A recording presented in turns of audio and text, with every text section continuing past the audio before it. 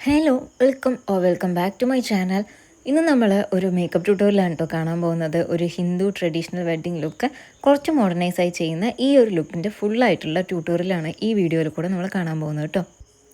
ഇന്ന് നമുക്ക് വർക്ക് വരുന്നത് ഒരു റൂമിലായിരുന്നു. അതായത് തട്ടകത്തിൽ എന്ന് പറയുന്ന ഒരു റൂംസ് അവർ നമുക്ക് സെപ്പറേറ്റ് ആയിട്ട് എടുത്തു തന്നിട്ടുണ്ടായിരുന്നു കേട്ടോ. അപ്പോൾ അവിടെയായിരുന്നു നമ്മുടെ ബ്രൈഡ് ഉണ്ടായിരുന്നത്. അപ്പോൾ ഞാൻ വരുന്ന സമയത്ത് ഞാനൊരു 3:30 ആ ഒരു ഏർലി മോർണിംഗ് ആ ഒരു ടൈമിലായിരുന്നു എത്തിയിട്ടുണ്ടായിരുന്നത്.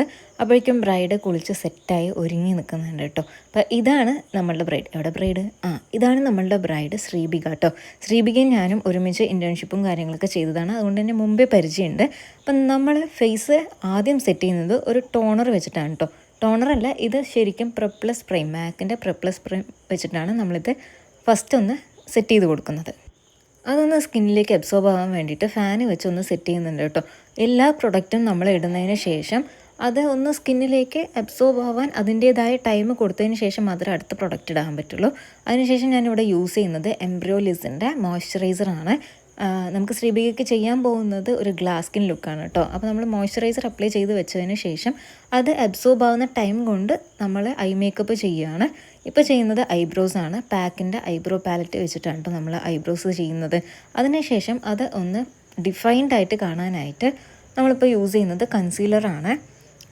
4 52ൻ്റെ കൺസീലർ വെച്ചിട്ടാണ് കേട്ടോ ഞാൻ അതായത് ഐബ്രോസ് ഡിഫൈൻ ചെയ്ത് കൊടുക്കുന്നത്. ലിക്വിഡ് കൺസീലർ യൂസ് ചെയ്യാൻ കാരണം ആളുടെ സ്കിന്ന് വന്നിട്ടൊരു കോമ്പിനേഷൻ സ്കിന്നാണ് കേട്ടോ. അപ്പോൾ കുറേ ഭാഗത്ത് ഡ്രൈ ആണ്. ഈ നോസിൻ്റെ ഏരിയയും കാര്യങ്ങളും മാത്രമേ നമുക്ക് കുറച്ചൊരു ഓയിലി കണ്ടൻ്റ് ഉള്ളൂ. അതുകൊണ്ടാണ് നമ്മൾ ഇങ്ങനെ ചെയ്യുന്നത്. എല്ലാ സ്കിൻ ടൈപ്പിനും ഒരേ സ്റ്റെപ്പല്ല മേക്കപ്പ് ഫോളോ ചെയ്യേണ്ടത് കേട്ടോ. അതിനുശേഷം നമ്മൾ അപ്പർ ഐലിഡ്സ് ഒന്ന് കൺസീൽ ചെയ്ത് സെറ്റ് ചെയ്യുകയാണ് കേട്ടോ. അപ്പോൾ ആൾക്ക് ചെറുതായിട്ടൊരു ഡിസ്കളറേഷൻ ഉണ്ടായിരുന്നു. അപ്പോൾ വളരെ ലൈറ്റായിട്ടുള്ളൊരു തോല് ഓറഞ്ച് കളർ കറക്റ്ററും അതുപോലെ തന്നെ ഒരു കൺസീലറും വെച്ചിട്ടാണ് കേട്ടോ നമ്മൾ സെറ്റ് ചെയ്യുന്നത്. അപ്പോൾ ആദ്യം ഓറഞ്ച് കറക്റ്റർ വെച്ചിട്ട് ഒന്ന് ബ്ലെൻഡ് ചെയ്തെടുത്തതിന് ശേഷം നമ്മൾ അതേ കൺസീലർ വെച്ചിട്ട് അതൊന്ന് ഫുള്ളായിട്ട് ഐലിഡ് അപ്ലൈ ചെയ്ത് ബ്ലെൻഡ് ചെയ്ത് കൊടുക്കുന്നുണ്ട്. ഓരോ മേക്കപ്പ് ആർട്ടിസ്റ്റിനും ഓരോ ടെക്നിക്കാണ് കേട്ടോ. ആദ്യം ഫേസ് ചെയ്തിട്ട് ഐ മേക്കപ്പ് ചെയ്യുന്നവരുണ്ട്, ഐ മേക്കപ്പ് കഴിഞ്ഞിട്ട് ഫേസ് ചെയ്യുന്നവരുണ്ട്. ഞാനിപ്പോഴും ഫോളോ ചെയ്യുന്ന ടെക്നിക്ക് എന്ന് പറയുന്നത് ഐ മേക്കപ്പ് കഴിഞ്ഞിട്ട് ഫേസിലോട്ട് വരിക എന്നുള്ളൊരു ടെക്നിക്കാണ്. അപ്പോൾ നമ്മൾ കൺസീലർ നന്നായി ബ്ലെൻഡ് ചെയ്തതിന് ശേഷം പൗഡർ വെച്ചൊന്ന് സെറ്റ് ചെയ്യുന്നുണ്ട് കേട്ടോ. ഞാൻ ഷുഗറിൻ്റെ പൗഡറാണ് ഇവിടെ യൂസ് ചെയ്യുന്നത്. നമ്മൾ ഈ കൺസീലർ എപ്പോഴും സെറ്റ് ചെയ്ത് കൊടുത്തില്ല എന്നുണ്ടെങ്കിൽ നമ്മൾ അടുത്ത പ്രൊഡക്റ്റ് വെച്ച് ബ്ലെൻഡ് ചെയ്യുമ്പോൾ കൺസീലർ മൂവ് ആവാനുള്ള ചാൻസ് ഉണ്ട് കേട്ടോ. അതുകൊണ്ടാണ് നമ്മളതവിടെ ലോക്ക് ചെയ്ത് വെക്കുന്നത്. ലോക്ക് ചെയ്യാനായിട്ട് നമ്മൾ പൗഡർ വെച്ചിട്ടാണ് കേട്ടോ എപ്പോഴും സെറ്റ് ചെയ്യാറുള്ളത്. അതിനുശേഷം നമ്മൾ ഐ മേക്കപ്പ് ഡിസ്കസ് ചെയ്യായിരുന്നു കേട്ടോ കുറേ നേരം. അതുപോലെ തന്നെ നമ്മൾ ഈ പണ്ടത്തെ കഥകളും അങ്ങനത്തെ കാര്യങ്ങളൊക്കെ സംസാരിച്ച് നാട്ടുവർത്തമാനം വീട്ടുവർത്തമാനം ഒക്കെ സംസാരിച്ച് നമ്മൾ ചെയ്തുകൊണ്ടിരിക്കുന്നുണ്ട്. ഇതിൻ്റെ ഇടയിൽ തന്നെ നമ്മൾ അസിസ്റ്റൻ്റ് ഹെയർ ക്രിമ്പും കൂടെ ചെയ്യുന്നുണ്ട് കേട്ടോ. പിന്നെ ശ്രീബികിൻ്റെ ഹെയർ വന്നിട്ട് ട്രീറ്റഡ് ഹെയർ ആയിരുന്നു. കല്യാണത്തോടനുബന്ധിച്ച് ഒരു ട്രീറ്റ്മെൻറ്റും ചെയ്യരുത് കേട്ടോ ഒരിക്കലും. ഇത് ആളെന്നെ ബുക്ക് ചെയ്യുന്നതിന് മുമ്പേ ചെയ്തത് കൊണ്ട് എനിക്കിത് അറിഞ്ഞില്ലായിരുന്നു. അപ്പം കല്യാണം കഴിക്കാൻ പോകുന്ന ബ്രൈഡ് ടു ബീസ് ഉണ്ടെങ്കിൽ ഒരിക്കലും കല്യാണത്തോടനുബന്ധിച്ചിട്ട് മീൻസ് കെരട്ടിനോ സ്മൂത്തനിങ്ങോ അങ്ങനത്തെ ഒരു കാര്യങ്ങളും ഹെയറിൽ പരീക്ഷിക്കാതിരിക്കുക എന്നുള്ളതാണ് നല്ലത്. ഇനിയിപ്പോൾ നമ്മളൊരു ട്രഡീഷണൽ ലുക്കായത് കൊണ്ട് തന്നെ ബ്ലാക്ക് കാജൽ വെച്ചിട്ട് ഫസ്റ്റ് നമ്മളൊരു വിങ് ആയിട്ടുള്ളൊരു ലൈനർ വരച്ചു. ഈ വിങ് ഒന്ന് പ്രിസൈസ് ആയിട്ട് കിട്ടാനും നമുക്ക് ഈ ഫോൾ ഔട്ട്സ് കുറയ്ക്കാനും കൺട്രോൾ ചെയ്യാനും വേണ്ടിയിട്ടാണ് കേട്ടോ നമ്മൾ ഈ ഒരു സ്റ്റിക്കർ നമ്മൾ യൂസ് ചെയ്യുന്നത്. ഞാൻ എല്ലാ വീഡിയോസിലും ഈ ഒരു സ്റ്റിക്കർ യൂസ് ചെയ്യുന്നുണ്ടാകും. ഇത് നമുക്ക് ഈ മെഡിക്കൽ ഷോപ്പിലൊക്കെ വാങ്ങാൻ കിട്ടുന്ന ഒരു സ്റ്റിക്കറാണ്. അപ്പം ഇതൊരു ടേപ്പ് പോലെയാണ് കേട്ടോ വരുന്നത്. അത് നമ്മൾ ആദ്യം ഒരു പാക്കിൻ്റെ ജെൽ ലൈനർ വെച്ചിട്ട് ഒരു ലൈൻസ് വരച്ചു കൊടുത്തതിന് ശേഷം ഒരു ബ്രൗൺ കളറ് വെച്ചിട്ട് അതിൻ്റെ മേലെ ഒന്ന് ലൈറ്റായിട്ടൊരു പെൻസിൽ ബ്രഷ് വെച്ചിട്ട് സ്മഡ്ജ് ചെയ്ത് കൊടുത്തിട്ടുണ്ട്.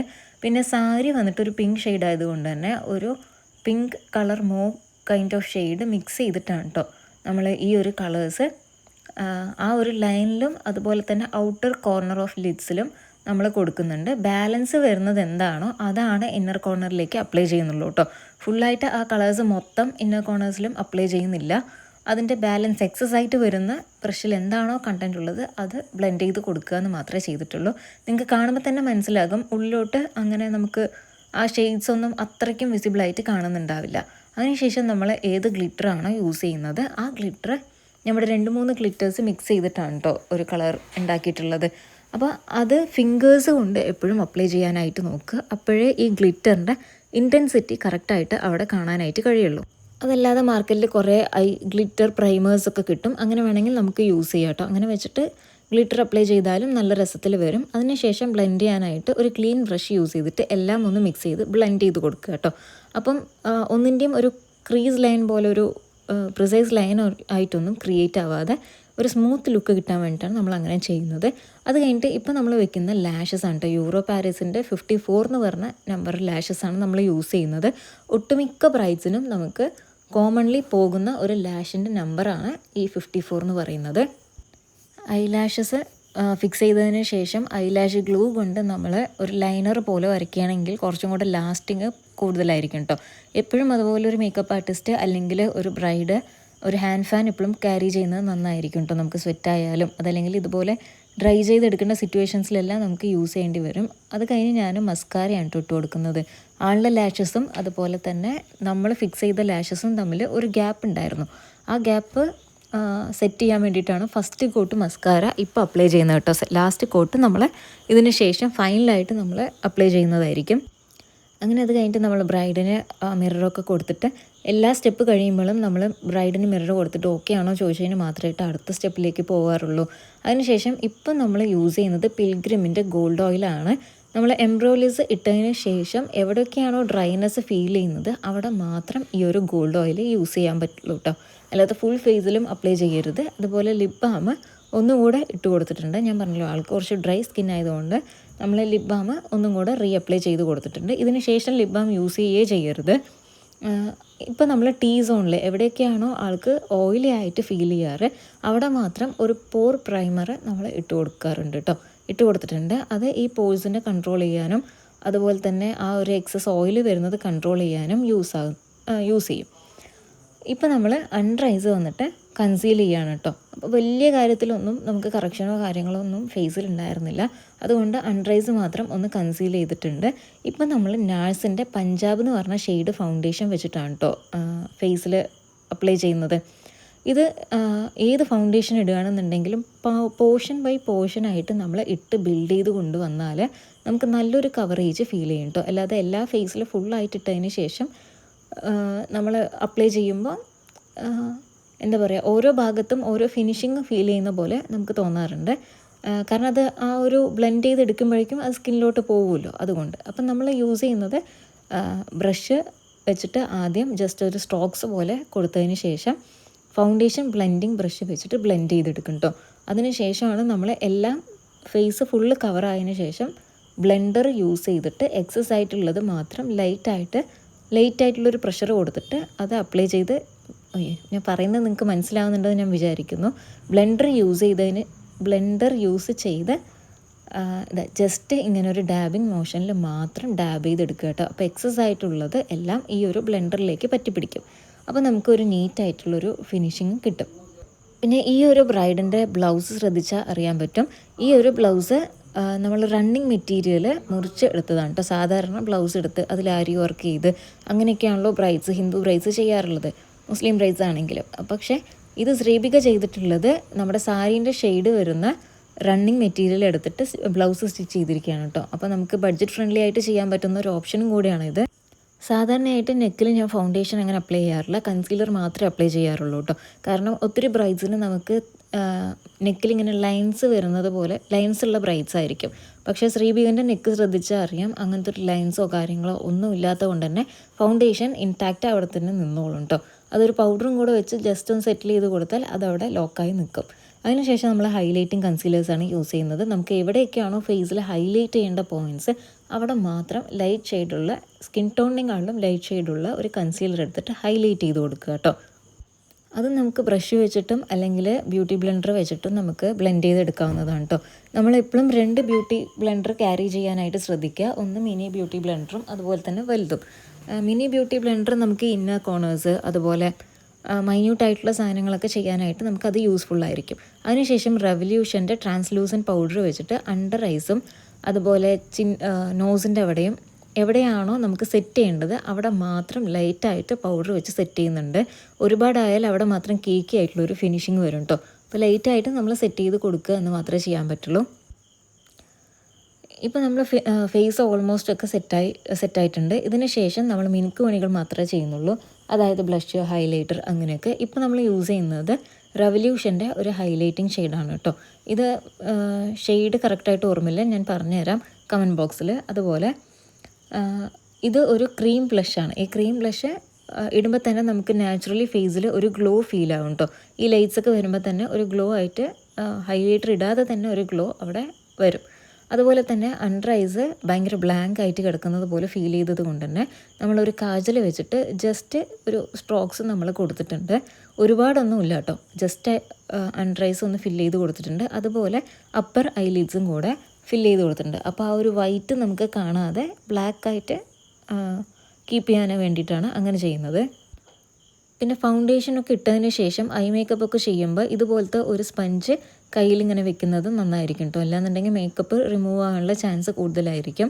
അതിനുശേഷം ഒരു ഡാർക്ക് ബ്രൗൺ ഷെയ്ഡ് എടുത്തിട്ട് ഈ കാജൽ അപ്ലൈ ചെയ്തതിൻ്റെ താഴെ ഒന്ന് സ്മഡ്ജ് ചെയ്ത് കൊടുക്കുന്നുണ്ട്. അപ്പം നമ്മൾ മേലെ എന്താണോ ഫോളോ ചെയ്തത് അതേ കളർ പാലറ്റ് റിപ്പീറ്റഡ് ആയിട്ട് നമ്മൾ അണ്ടർ ഐസിലും കൂടെ ചെയ്യുന്നുണ്ട്. അതിനേക്കാളും കുറച്ചും കൂടെ വലുപ്പമുള്ള ബ്രഷ് എടുത്തിട്ട് മേലെ കൊടുത്ത അതേ മൂവ് ഷെയ്ഡ് എടുത്തിട്ട് താഴെ ബ്ലെൻഡ് ചെയ്ത് കൊടുക്കുക കേട്ടോ. ഇനി നമ്മുടെ സ്കിൻ ടോണായിട്ട് മാച്ചാകുന്ന ഒരു ഷെയ്ഡ് എടുത്തിട്ട് എല്ലാം കൂടെ ഒന്ന് ബ്ലെൻഡ് ചെയ്തും കൂടെ കൊടുക്കേണ്ടതാണ്. ഇനി നമ്മളിപ്പോൾ യൂസ് ചെയ്യുന്നത് ഹൈലൈറ്ററാണ് കേട്ടോ. ഇത് കെ ബ്യൂട്ടീൻ്റെ ലിക്വിഡ് ഹൈലൈറ്ററാണ്. ഇതെല്ലാ സ്കിൻ ടോണിനും മാച്ചാകുന്ന ഒരു ഷെയ്ഡാണ് ഇപ്പം ചീക്സിലൊക്കെ കൊടുത്തിട്ടുള്ളത്. അതല്ലാതെ ഇപ്പോൾ കൊടുക്കുന്നത് പാക്കിൻ്റെ റോസ് സിൽക്ക് എന്ന് പറഞ്ഞ ഒരു ഷെയ്ഡ് ഹൈലൈറ്ററാണ്. ഇത് പൗഡർ ഹൈലൈറ്ററാണ്. ഇത് ഐബ്രോസിൻ്റെ താഴെയൊക്കെ ഒന്ന് ഹൈലൈറ്റഡ് ആയിട്ട് നിൽക്കാൻ വേണ്ടിയിട്ടും ഈ ഐസിൻ്റെ ഇന്നർ കോർണേഴ്സൊക്കെ ഒന്ന് ഹൈലൈറ്റ് ആവാൻ വേണ്ടിയിട്ട് മാത്രം അങ്ങനെ കൊടുത്തതാണ്. ഇനി നമ്മൾ വിങ്സ് വരയ്ക്കാം കേട്ടോ. ഓൾറെഡി നമ്മൾ വിങ്സ് അപ്പോഴേ ചെയ്തിട്ടുണ്ടെങ്കിൽ പോലും അത് ഈ ഫൗണ്ടേഷനൊക്കെ ഇടുന്ന സമയത്ത് അത് മാഞ്ഞു പോകാറുണ്ട്. അപ്പോൾ അതൊന്ന് നീറ്റായിട്ടും ക്ലീനായിട്ടും കാണാൻ വേണ്ടിയിട്ടാണ് നമ്മൾ ലൈനർ യൂസ് ചെയ്തിട്ട് വിങ്സ് ക്രിയേറ്റ് ചെയ്യുന്നത് കേട്ടോ. ഫേസിൽ എന്തൊക്കെ ഇട്ടാലും ലിപ്സ്റ്റിക്ക് വന്നാലേ നമുക്ക് ഒരു ഫേസ് കംപ്ലീറ്റ് ആയിട്ടുള്ളൊരു ഫീല് വരുള്ളൂ കേട്ടോ. എല്ലാ പ്രൈസും അതുവരെ കാണുന്ന സമയത്ത് അവർക്കൊരു വിയേർഡ് ഫീലിംഗ് ആയിരിക്കും ഇത്രയും മേക്കപ്പ് ഫേസിൽ കാണുമ്പോൾ നമുക്ക് ഫീൽ ചെയ്യുക. അത് ലിപ്സ്റ്റിക്ക് ഇട്ട് കംപ്ലീറ്റ് ആകുമ്പോൾ മാത്രമേ അവർക്കൊരു കോൺഫിഡൻസ് വരാറുള്ളൂ കേട്ടോ. ഇപ്പോൾ നമ്മൾ സിസ് ബ്യൂട്ടിൻ്റെ ഒരു ലിപ് ലൈനർ വെച്ചിട്ട് ഔട്ടർ കോർണർ ലിപ് ലൈൻ ചെയ്ത് കൊടുത്തിട്ടുണ്ട്. അതുപോലെ പാക്കിൻ്റെ ഒരു ബെറി എന്ന് പറഞ്ഞൊരു ഷെയ്ഡ് വെച്ചിട്ട് നമ്മൾ ലിപ്സ്റ്റിക്ക് അപ്ലൈ ചെയ്യുന്നുണ്ട് കേട്ടോ. ഇതെല്ലാം അപ്ലൈ ചെയ്യുന്നത് ഈ ലിപ്സ്റ്റിക്ക് ബ്രഷ് വെച്ചിട്ടാണ്. അതല്ലാതെ നമുക്ക് സാധാ പെയിൻറ്റ് ബ്രഷ് ഉണ്ടല്ലോ, പെയിൻറ്റ് ബ്രഷ് എന്ന് പറയുമ്പോൾ നമ്മൾ ഡ്രോ ചെയ്യാനൊക്കെ യൂസ് ചെയ്യുന്ന ചെറിയ ഒരു നോസിലുള്ള ബ്രഷ് കിട്ടും.